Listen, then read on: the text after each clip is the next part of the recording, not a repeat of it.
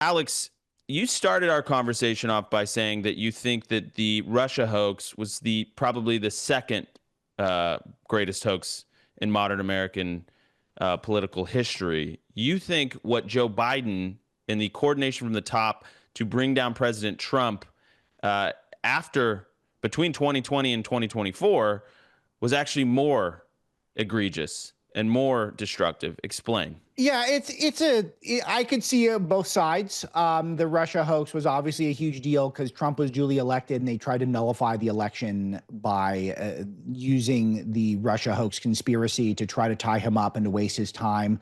But ultimately, Trump was able to govern. He was able to get his footing and to have a full administration.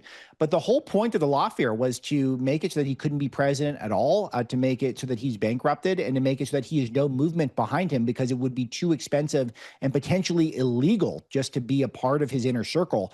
Think of all the people who went to jail for political purposes, from Steve Bannon to Peter Navarro to Michael Flynn, all these people who were jailed specifically because they were Trump associates, all of the J6 prisoners, the overcharging of all of them one after the next. It's all part of this lawfare superstructure that is designed not to bring law and order to this country.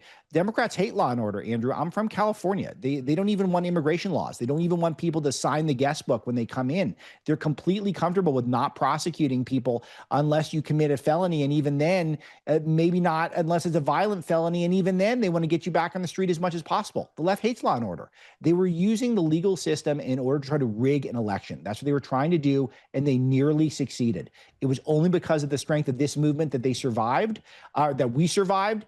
And it's only because of the incredible nature of Donald Trump himself. But we cannot take this for granted. The superstructure is in place, and they will try to rig the next election and the next one and the next one unless we stop them. It starts with full accountability, investigations, heads need to roll, but then we need to get to work to getting ready to make sure that our margins are even greater next election so that they can never get any more power.